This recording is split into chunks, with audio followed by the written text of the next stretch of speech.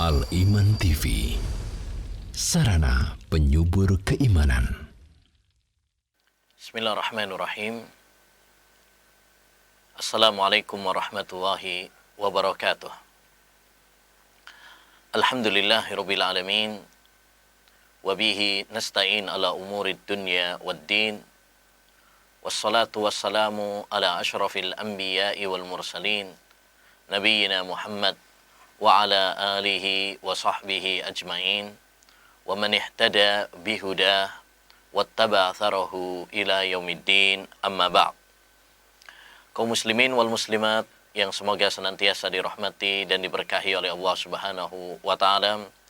Alhamdulillah, kita bersyukur kepada Allah Subhanahu wa taala atas segala nikmatnya kepada kita semuanya, nikmat-nikmat yang tak terhingga jumlahnya. Dan di antara nikmatnya, Allah Subhanahu wa taala memberikan kesempatan kepada kita untuk ngaji ilmu agama bersama dalam kajian rutin kita setiap hari Rabu pagi yang membahas tentang ahadisul akhlak, hadis-hadis seputar akhlak, yang insya Allah ta'ala pada kesempatan kali ini kita akan membahas tentang adab buang hajat dan adab berpakaian. Jadi ada dua pembahasan pada pertemuan kali ini. Yang pertama adalah tentang adab buang hajat. Islam adalah agama yang sangat indah. Islam adalah agama yang sangat sempurna. Semua permasalahan dalam hidup ini telah ditata secara rapi. Allah Subhanahu wa taala berfirman, "Al-yauma akmaltu lakum dinakum wa atmamtu 'alaikum ni'mati wa raditu lakumul Islam madina." Pada hari ini telah aku sempurnakan agama kalian. Aku telah sempurnakan nikmatku atas kalian. Dan aku ridho Islam sebagai agama kalian. Termasuk kesempurnaan agama Islam, Islam membahas masalah adab buang hajat. Ya, padahal ini masalah yang tabu, masalah yang mungkin kurang menyenangkan, kotor dan sebagainya. Tetapi begitulah Islam.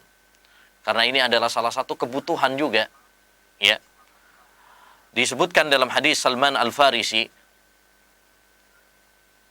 bahwa orang-orang Yahudi pernah mengatakan kepada Salman Al-Farisi, "Qad allamakum nabiyyukum kulla syai'in hatta al-khara'ah."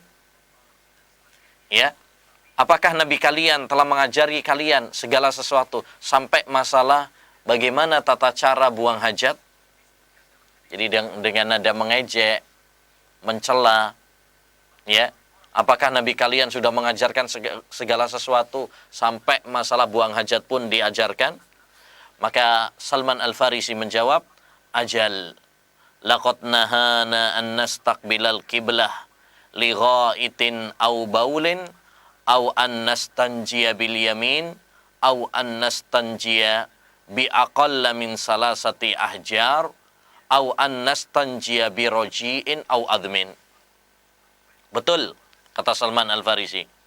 Rasulullah SAW melarang kami menghadap kiblat atau membelakanginya saat buang hajat, ya, baik BAB ataupun kencing. Ya, Rasulullah juga melarang kami istinja dengan tangan kanan. Rasulullah SAW melarang kami istinja kurang dari 3 batu. Dan Rasulullah SAW melarang kami istinja dengan kotoran dan dengan tulang. Jadi Islam adalah agama yang sempurna, yang membahas semua kebutuhan yang dibutuhkan oleh umat manusia, termasuk masalah buang hajat. Ya, makanya kita harus bangga memiliki agama Islam yang begitu sempurna, yang begitu indah, ya. Ada beberapa adab yang diajarkan oleh Nabi Shallallahu Alaihi Wasallam ketika kita buang hajat. Di antaranya, yang pertama, ketika kita akan buang hajat, ketika kita akan masuk ke tempat, ya, toilet, ya, ke tempat qada'ul hajah, dianjurkan untuk mengucapkan bismillah dan berlindung kepada Allah Subhanahu wa taala. Disebutkan dalam hadis Anas bin Malik, kana Nabiyyu sallallahu alaihi wasallam idza dakhala al-khala'a qala Allahumma inni a'udzu bika minal khubusi wal khaba'is. Adalah Nabi sallallahu alaihi wasallam apabila beliau hendak masuk al-khala', toilet, ya, tempat qada'ul hajah, maka beliau mengatakan, ya Allah, aku berlindung kepadamu dari al-hubuth wal khaba'is, dari segala kejahatan, dari segala gangguan, ya. Ada juga yang mengartikan dari segala jin laki-laki dan jin perempuan. Jadi dalam hadis ini Anas bin Malik mengabarkan kepada kita bahwa di antara petunjuk Nabi Shallallahu Alaihi Wasallam itu, apabila beliau, ya, mau masuk ke toilet, maka berdoa terlebih dahulu. Ya, pertama, ya, berdoa dengan menyebut nama Allah Subhanahu Wa Taala, Bismillah, agar jin tidak bisa melihat aurat kita. Disebutkan dalam hadis Ali bin Abi Thalib, sitru ma bainal jin wa aurati bani Adam idza dakhala al-khala ay yaqula bismillah. Ya, penghalang antara jin dan antara aurat bani Adam adalah apabila seorang itu masuk ke toilet, maka dia mengatakan bismillah. Jadi kalau seorang itu mengucapkan bismillah, maka jin akan, ya, jin tersebut tidak bisa melihat aurat kita. Tidak bisa melihat aurat kita. Ini termasuk keberkahan nama Allah Subhanahu wa taala. Jadi ketika kita mau masuk ke toilet, ya, hendaknya tidak lupa untuk berzikir kepada Allah Subhanahu wa taala dengan mengatakan bismillah, kemudian berlindung kepada Allah Subhanahu wa taala, a'udzu billahi, ya, a'udzu billahi minal hubusi wal khaba'is. Aku berlindung kepada Allah Subhanahu wa taala dari jin laki-laki dan jin perempuan, atau, ya, hubthi wal khaba'is, dari segala kejahatan. Dari segala kejahatan, baik dari jin maupun dari, ya, manusia. Mungkin ada yang ngintip, ya, mungkin juga ada hewan dan sebagainya. Kita berlindung, ya, karena hanya Allah Subhanahu wa taala tempat kita berlindung. Hanya Allah Subhanahu wa taala yang bisa menjaga kita. Hanya Allah Subhanahu wa taala yang bisa melindungi kita dari segala kejahatan-kejahatan. Ya. Nah, selanjutnya, ma'asyiral muslimin, di antara adab juga adalah hendaknya bagi kita untuk mencari tempat yang tertutup, ya, tidak terlihat aurat kita. Ya, sebagaimana dalam hadis Mughirah bin Syu'bah, beliau menyebutkan anna Nabiyya sallallahu alaihi wasallam kana idza arada al-baraz intalaqa hatta la yarahu ahad. Adalah Nabi sallallahu alaihi wasallam apabila beliau hendak, ya, qada'ul hajah, maka beliau pergi ke tempat yang jauh sampai tidak ada seorang pun yang bisa melihatnya. Artinya beliau, ya, masuk di tempat yang tersembunyi, ya, tertutup, sehingga tidak ada yang bisa melihatnya. Karena kita tahu bersama bahwa ketika seorang itu qada'ul hajah berkaitan dengan aurat, dan aurat tidak boleh untuk nampakkan, tidak boleh, ya, terlihat oleh orang lain, ya. Nah, oleh karenanya petunjuk Nabi Shallallahu Alaihi Wasallam menjaga privasi tersebut, ya, menjaga aurat, ya, supaya tidak terlihat. Dan dalam masalah ini ada dua macam. Pertama, ya, apabila itu aurat yang wajib ditutupi, maka wajib bagi kita juga untuk menutupinya, tidak boleh untuk terlihat. Ya. Dan ini adalah istitar yang wajib, menutupi yang wajib hukumnya. Yani bagian ya zakar, kubul dan dubur, ya. Ini tidak boleh untuk dinampakkan sama sekali. Yang kedua adalah apabila bagian aurat tersebut tertutup tapi bagian badan nampak, maka ini ya hukumnya adalah boleh, walaupun sebaiknya adalah ya ditutupi semua badan kita. Ya. Nah, jadi kalau misalkan ada yang tertutup bisa semua badan kita, seperti sekarang banyak toilet ya, sudah tertutup ya. Kita masuk ke pintu, kemudian kita bisa menutupnya secara rapat, ini yang lebih afdal. Tapi di sebagian tempat, misalkan ya terkadang di bandara ada, di terminal ada gitu ya. Ya, orang mungkin kencing ya, tapi badannya kelihatan. Tapi bagian auratnya tersebut tidak kelihatan. Ya, ini juga boleh, tapi belum sempurna. Ya, belum sempurna. Ya, belum sempurna. Yang lebih afdal, yang lebih utama adalah yang pertama tadi. Dan di antara ya adab dalam masalah qada'ul hajah adalah hendaknya menghindari ya qada'ul hajah, buang hajat di tempat-tempat yang dilarang oleh Nabi Shallallahu Alaihi Wasallam, ya seperti di jalan, ya di bawah ya pohon yang rindang yang biasa dijadikan oleh orang-orang untuk tempat ya untuk berteduh, ya demikian juga ya di air yang mengalir, ya di mana itu adalah tempat orang untuk ya mengambil air dan sebagainya, maka tidak boleh bagi kita untuk ya buang hajat di tempat-tempat tersebut. Sebagaimana Nabi Shallallahu Alaihi Wasallam pernah mengatakan, ittaqul la'anain, ya takutlah kalian dari dua hal yang membuat orang itu melaknat. Takutlah kalian dari dua hal yang bisa menyebabkan orang itu melaknat. Ya, nih kalau kita melakukan hal tersebut biasanya membuat orang akan melaknat, ya menghina, ya orang itu akan marah-marah, ya. Bayangkan misalkan kalau ada orang ya yang qada'ul hajah di tempat berteduh atau orang biasanya duduk-duduk. Ya, kemudian ada orang yang duduk di situ kena kotoran, pasti dia akan apa? Marah-marah. Bahkan mungkin akan melaknat pelakunya.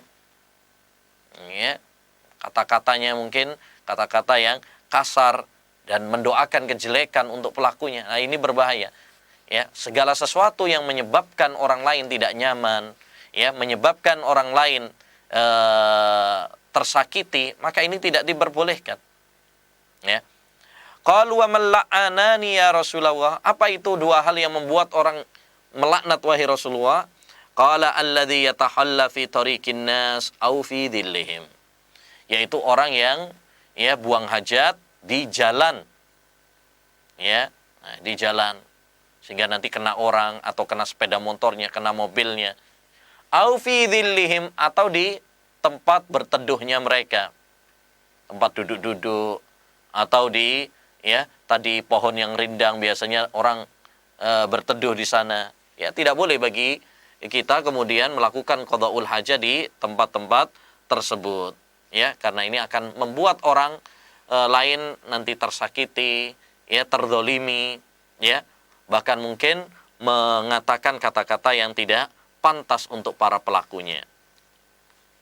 Taib, dan di antara adab qada'ul hajah juga adalah tidak boleh untuk menghadap ke kiblat atau membelakanginya.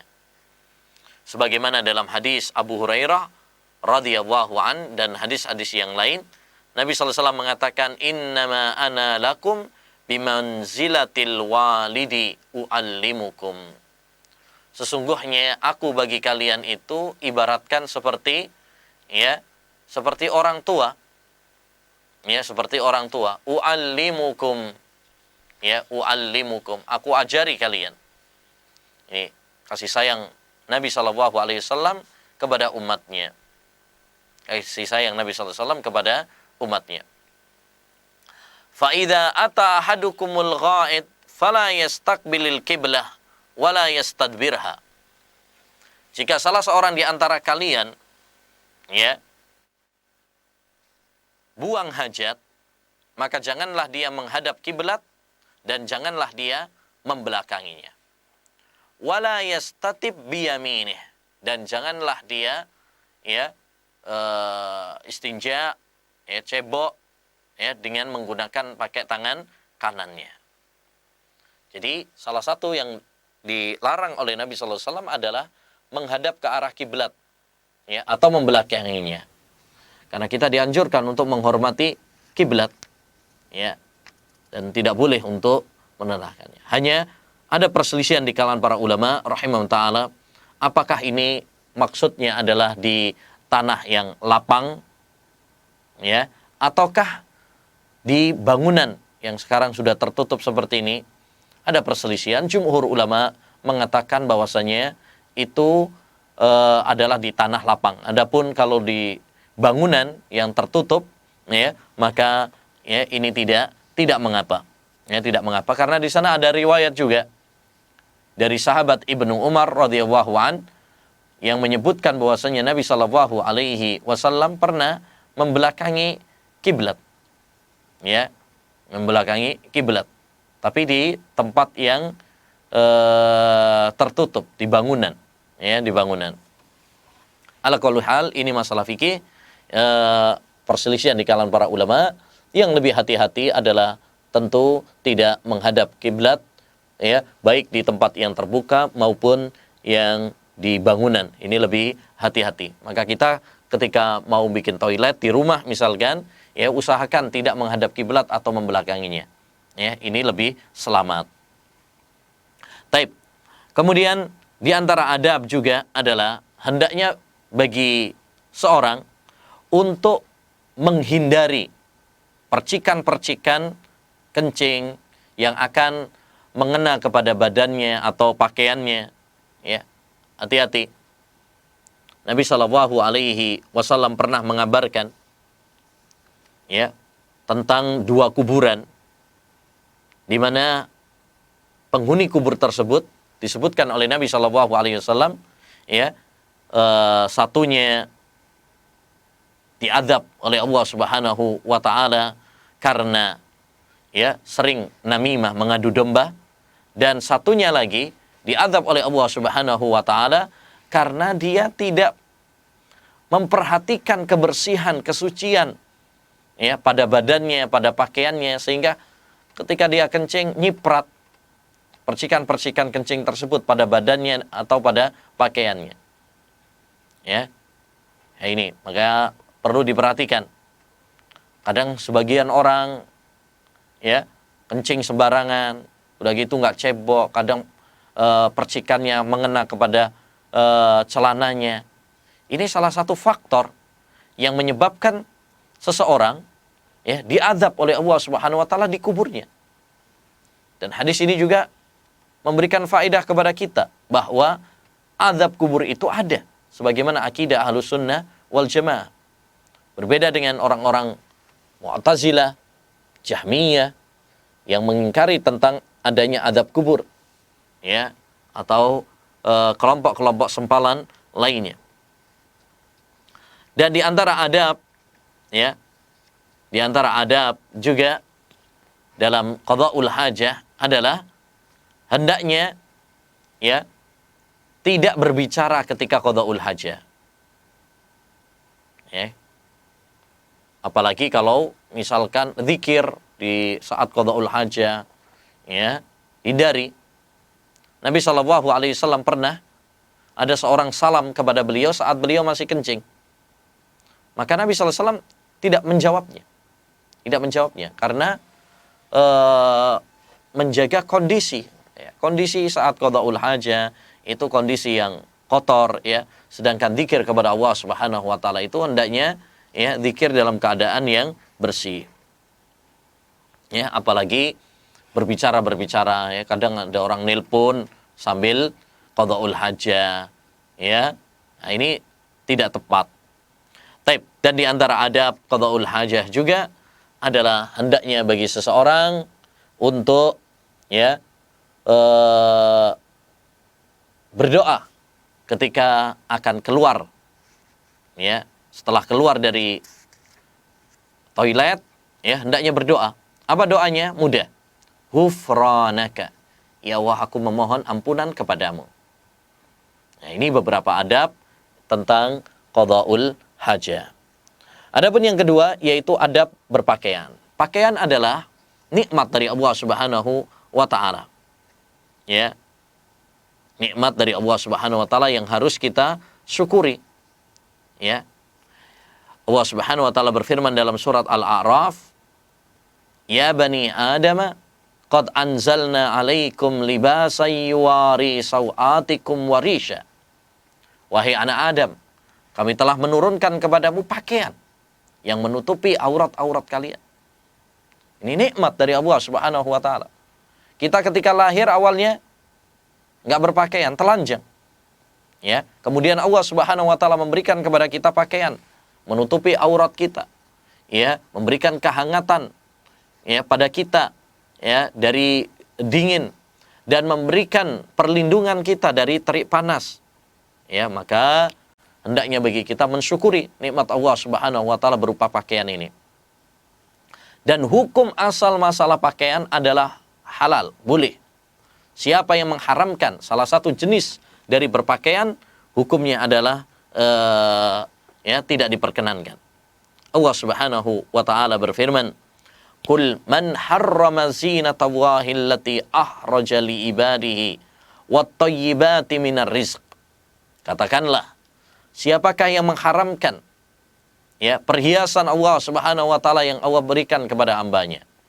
Wat thayyibati minar rizq, dan ya sesuatu yang thayyib dari rizki Allah Subhanahu wa taala. Ya, ayat ini kecaman dari Allah Subhanahu wa taala untuk mereka-mereka yang mengharamkan apa yang dihalalkan oleh Allah Subhanahu wa taala. Karena hukum asal apa yang ada di muka bumi ini sudah diizinkan oleh Allah Subhanahu wa taala. Huwallazi khalaqalakum ma fil ardi jami'a. Dialah Allah Subhanahu wa taala yang menciptakan untuk kalian apa yang ada di muka bumi ini, semuanya. Ya. Ya, semuanya sudah dipersilahkan oleh Allah Subhanahu wa taala. Makanya para ulama mengatakan hukum asal masalah dunia adalah halal, boleh. Siapa yang mengharamkan, dialah yang dituntut untuk mendatangkan dalilnya. Taib. Di antara adab dalam masalah berpakaian ini, yang pertama adalah tidak boleh berpakaian pakaian-pakaian yang menyerupai ciri khas orang-orang kafir. Ya, jangan sampai kita seorang muslim malah latah ikut-ikutan tren ya ciri khas orang-orang kafir. Kalau itu merupakan ciri khas orang-orang kafir, tidak boleh bagi kita untuk mengikuti dan menirunya. Nabi SAW mengatakan, "Man tashabbaha biqaumin fahuwa minhum." Siapa yang menyerupai satu kaum, maka dia termasuk ya kelompok mereka. Enggak boleh tasyabbuh, menyerupai orang-orang kafir, ya. Tidak boleh, karena ketika kita menyerupai mereka, sedikit banyak ini akan menjadikan kita akan meniru gaya hidup mereka. Ya. Menyetujui kekufuran mereka. Lambat laun nanti seperti itu. Ini bahaya. Ya, mengidolakan mereka. Ini maka ditutup. Makanya dalam agama Islam ada kaidah saddud dzari'ah, menutup segala hal yang bisa menjurus kepada keharaman.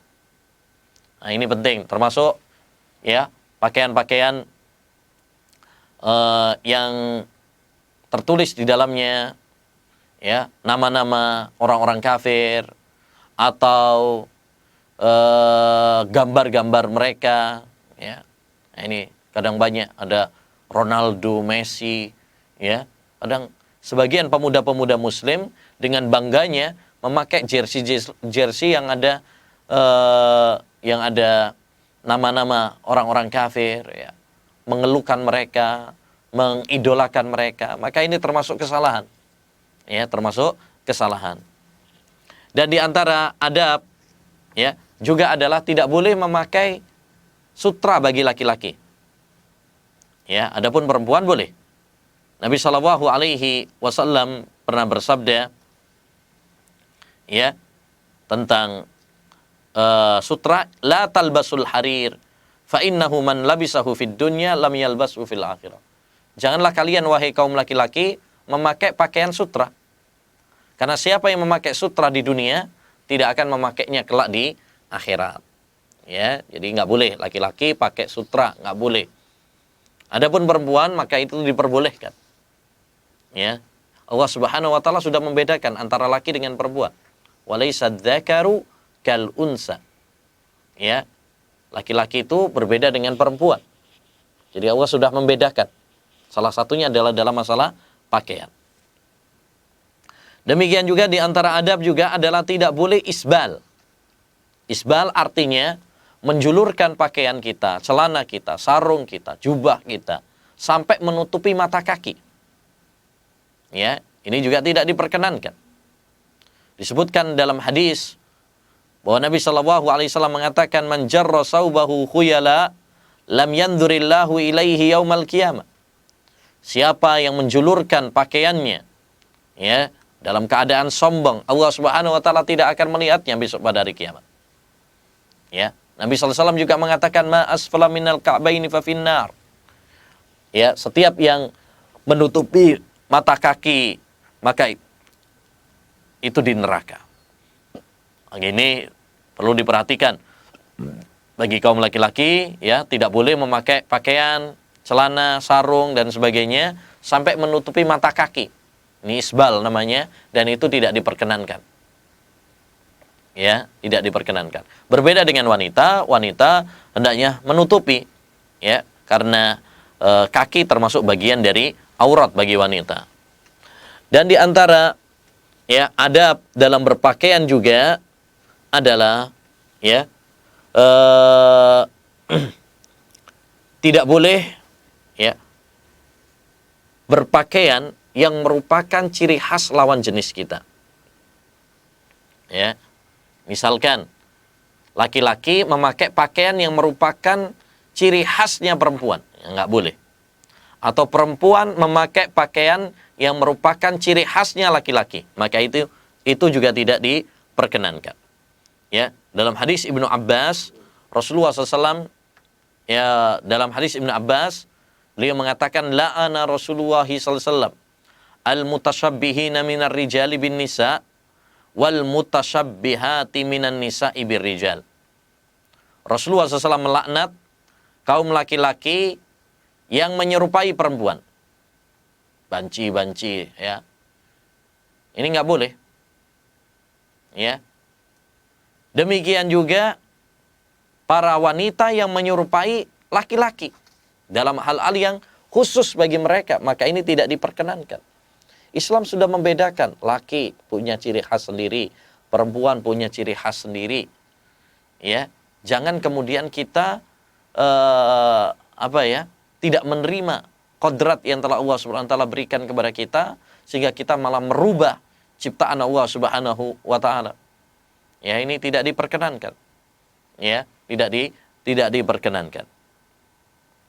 Dan dianjurkan juga, ya, di antara adab dalam berpakaian adalah hendaknya bagi kita untuk memakai pakaian yang putih. Karena ini yang dianjurkan oleh Nabi. Ilbasu min siyabikumul bayad, fa innaha min khairi siyabikum, wa kaffinu fiha mautakum. Pakailah, ya, pakaian yang berwarna putih. Karena itu termasuk sebaik-baik pakaian kalian, dan kafankanlah, ya, mayit kalian dengan, ya, kain putih. Ya. Demikian juga di antara adab dalam berpakaian juga adalah jangan lupa untuk berdoa kepada Allah Subhanahu wa taala. Ya, jangan lupa untuk berdoa kepada Allah Subhanahu wa taala, bersyukur kepada Allah Subhanahu wa taala. Ya, di antara doa yang diajarkan oleh Nabi, alhamdulillah alladzi kasani hadzal sauba wa razaqanihi min ghairi haulin minni wala quwwah. Kata Nabi sallallahu alaihi wasallam, siapa yang memakai pakaian, kemudian dia mengucapkan segala puji bagi Allah yang memberiku pakaian ini, memberikan rizki kepadaku tanpa ya kemampuan dariku. Maksudnya kita mendapatkan pakaian bukan karena kehebatan kita. Itu semata-mata rizki dari Allah Subhanahu wa taala. Kata Nabi, siapa yang mengatakan hal itu, maka Allah Subhanahu wa taala akan mengampuni dosa-dosanya yang telah lalu dan yang akan datang. Masya Allah. Ya, ini menunjukkan kepada kita ya tentang anjuran untuk senantiasa berzikir kepada Allah Subhanahu wa taala. Ya, kita memiliki pakaian itu karena anugerah dari Allah, nikmat dari Allah Subhanahu wa taala. Demikian juga di antara adab dalam berpakaian, hendaknya mendahulukan yang kanan. Jadi kalau kita memakainya, dahulukan bagian yang kanan terlebih dahulu.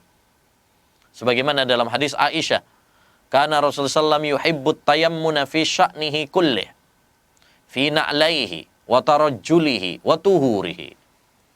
Adalah Rasulullah SAW itu senang ya kalau beliau ya mendahulukan yang kanan dalam memakai sandal, dalam menyisir, dalam ya tahur, berwudu dan lain sebagainya. Jadi hendaknya bagi kita semuanya ya untuk meniru Rasulullah sallallahu alaihi wasallam, yaitu mendahulukan ya yang kanan, ya mendahulukan yang kanan. Demikian ma'asyiral muslimin wal muslimat rahimani wa rahimakumullah yang bisa kita bahas ya tentang adab-adab buang hajat dan adab berpakaian. Mudah-mudahan apa yang telah kita pelajari bisa kita amalkan dalam kehidupan kita sehari-hari sehingga menjadi berkah dan pahala bagi kita semuanya. Mudah-mudahan bermanfaat. Wassallallahu wasallama ala nabiyyina Muhammad wa ala alihi wa sahbihi ajmain. Dukung channel kami dengan like, subscribe, dan aktifkan notifikasi agar kamu tidak ketinggalan video-video menarik lainnya.